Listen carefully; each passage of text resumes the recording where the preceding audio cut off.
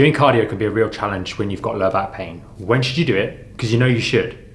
And how should you get into it? And which particular form of cardio should you be doing that's going to minimize the likelihood of flaring up your lower back and actually really add to that recovery process? That's what we're going to talk about in this video. Let's face it, your lower back is a load-bearing structure. It is bearing the load of your body on a daily basis. And as we get more and more heavy, the load increases. The need, the necessity for us to not put on excess weight while we have low back pain is really there. But with lower levels of activity, doing slower rehab exercises, it can be something that does happen, unfortunately, especially in those early days of recovery. But when we can, feeding in cardio and obviously eating correctly as well is going to really help us decrease weight at the right time, decrease excess body weight, and really enhance our recovery process, and more importantly, help us get back in shape for the long term so that we are much more resilient to future injuries, future relapses, and just generally overall much healthier. The specific forms of cardio we're going to be talking about in this video are going to be your workout, specifically the rehab stuff you're doing, running, rowing, cycling, the cross trainer, and swimming. Before we get into the video, do remember, if you find these videos helpful, do consider giving us a thumbs up and a subscribe. It really supports the channel. And that way you also stay up to date on all the latest videos so you can get your back in shape, keep back in shape in general, and just look after your general health and well-being. We've got videos on all those sorts of things. Now let's get into today's video. So the very first question is, it doesn't matter what type of exercise it is, when should you actually be doing your cardio? And we're going to not talk about walking in this particular video. You can do that really straight out the gate. But when should we be bringing in our cardiovascular exercise? And that really depends on where we are in the recovery process. Now, one of the types of exercise that we're going to be talking about in this video, the cross trainer, we can bring that in a little bit earlier, maybe even relatively early in the recovery process as we start to do some of the lighter weight bearing or load bearing exercises. But for the rest of them, general physical exertion, the running, all those other sorts of exercises that we're going to be talking about in this video, or forms of cardio, those should really be brought in once you've built that base level of strength in your body. Focus on strength first before we start adding really arduous, physically demanding cardiovascular exercise. Yes, we want to do a little bit of something, but you'll notice that the different forms of exercise we've outlined in today's video, and we'll go into in detail, some come in a little bit earlier than others, and you really want to evaluate, what exercise am I doing? What stresses does it put on my body? And when am I going to be in a position where I can effectively deal with those without risking a relapse? The second thing we want to consider for effective incorporation of cardiovascular exercise into our rehab process is how we should do it. And take the principle of sets and reps that you'll be using in your rehab process, starting out with shorter blasts and doing them in sets rather than jumping on the bike or jumping on the cross trainer or putting your running trainers on and going out for an hour. That's not a good idea to start with. We're much, much better off doing shorter sets and reps and building up those, and that way we can be a little bit more controlling on the process and help avoid relapses. The worst thing that can happen is when you start going back into these exercises, you decide, oh, I'll just do a 1K run, because I used to do 10K and I'll just go and do a 1K run to start with. That you don't really know when in that 1K run things started to get troublesome, and also it's just not very repeatable, it's not very controlled. Or a 5K cycle, or a 1 hour swim. Doing shorter stints and doing sets and reps of those, although you may end up doing a run or a cycle for half an hour, you might have done 3 or 4 stints of 10 minutes or 5 minutes as the case may be, or 200, 300 meters. Doing it this way just allows us to control the variables a little more and dial them up and dial them down, and also have an awareness that you might at some point push it a little bit too far. But if we're doing controlled variables and we're controlling the integers of time that we're using, we can fine-tune things much more effectively, and you'll see what we're talking about as we go through this video. The very first form of cardio should be your rehabilitation exercises. Yes, when you're doing early rehab exercises, very simplistic exercises, you're not necessarily going to be getting too much of a sweat on. When you're learning the technique of particular exercises, you're not going to be getting too much of a sweat on. But if you're doing the right sort of rehabilitative exercises and starting to strengthen through exercises like squats, lunges, and other sorts of exercises at varying times in the rehab process, those exercises and those rehab routines should be built and are built to really allow you to push them a little bit. You need to push them in order to build your strength.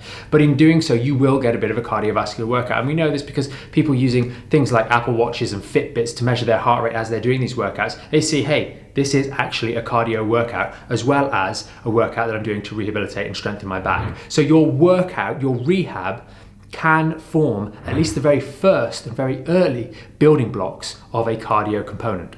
And just for reference, we mentioned sets and reps a moment ago. If you go from doing 3 sets of 10 to 4 sets of 10 to 5 sets of 10, there's an incremental increase in challenge on your body, but also in the cardiovascular load. And that's something that we want to take into some of these other examples that we're going to be talking about and treat it the same way. Because that way, if we go and do 4 sets and that's a little bit too much, we can drop back down to 3 sets rather than freaking out and going, oh no, I'm not going to do anything because I can't do it. And that's where people, when they get back into cardio, they may do a couple of sessions and then boom, they get hit and they just don't really have the evaluation process to be able to figure out where things went wrong. So they just completely shy away from the area and say, oh, I can't do that.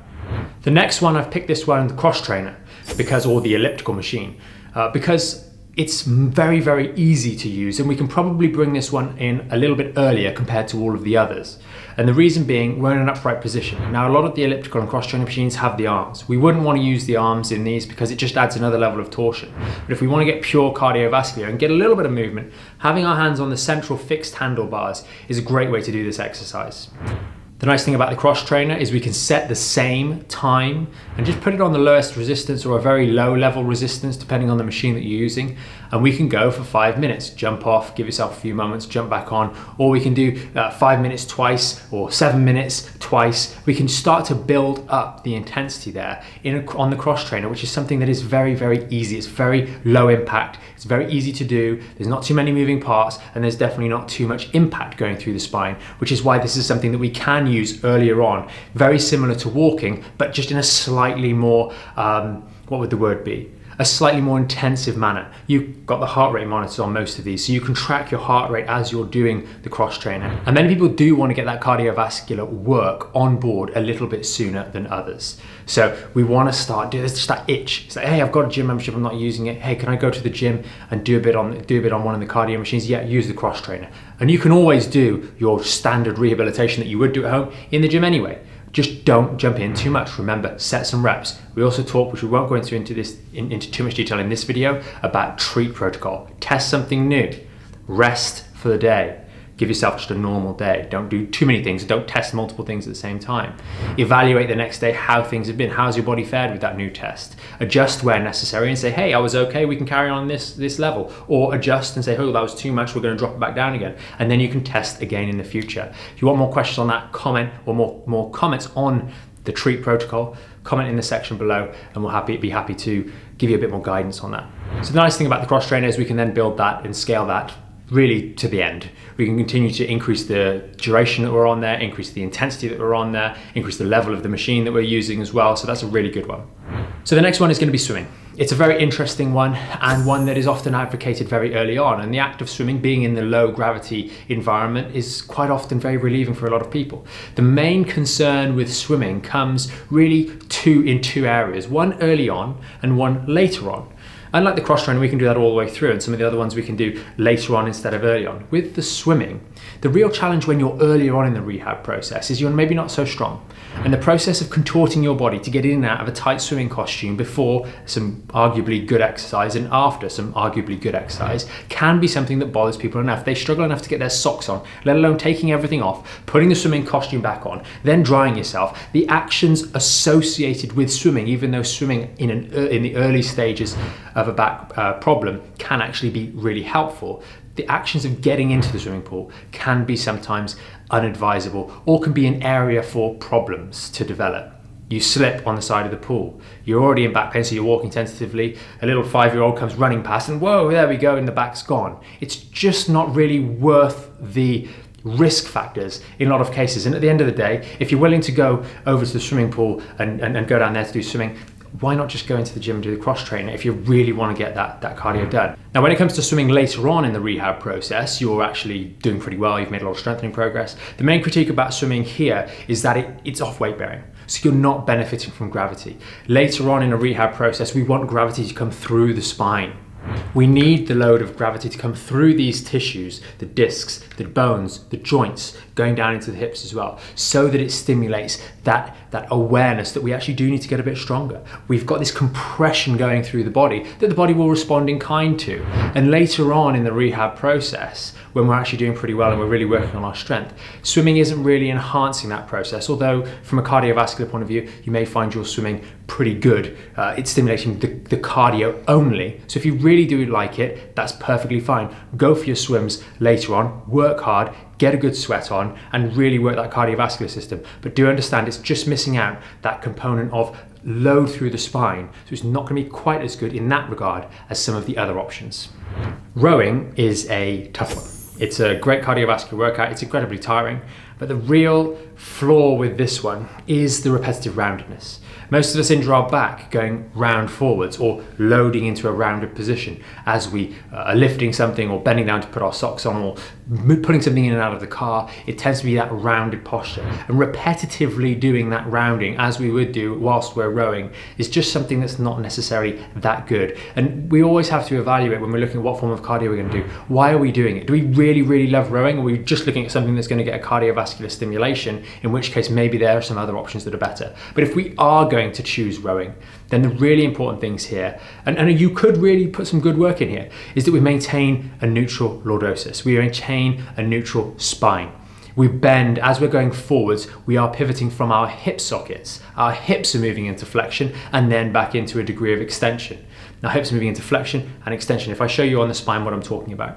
So as we're pushing ourselves up and down the rowing machine, our hips are doing this rather than our spine doing this. And that, if you can get that movement right and you can really bend from the hips only and maintain a nice lordosis throughout that process, somewhat practicing a hip hinge if you will, then the process of rowing could actually be quite good, a good workout. And as long as you maintain good form, you'll find that that will be okay to do. But you must be very strict. Otherwise, all we end up doing is repetitively straining the L4-5 and L5-1 segments, which, although you're getting a good cardio workout, it might not be the best idea. Remember, when we go through a healing process, healing takes place, we start to feel a lot better, but the remodeling and re-strengthening of these tissues takes a lot longer, especially when we're talking about ligamentous or disc-like structures.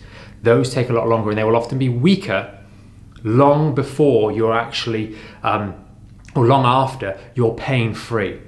Your pain will go, but the structures still need time to remodel. That's why that loading is important, and that's why progressive increase in intensity of our workouts is also important. So those slower structures that change, the bones, the joints, the ligaments, so they can catch up to the muscles and make sure they return to that level of strength and integrity that they had before the injury.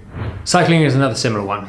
The real problem with this is the position that we are in for. And unlike rowing, and unlike some of the other ones, the real challenge with cycling is the fact that quite often if we're using road bikes, we are in a static position with static stretch through the lumbar spine for an extended period. And this is the real objection to this particular exercise. Now, can we make some modifications? Yes, we can lower the saddle down and we can raise the handlebars up so we're not quite as rounded over, and that will help. And we can move around a little bit more. If we stop at a set of traffic lights, we can actually get up, sit upright, rather than remaining rounded over. Trying to reduce the length of time that we are fixated in a forward bent position. Unfortunately, with longer distance cycles, it's going to be difficult to do that.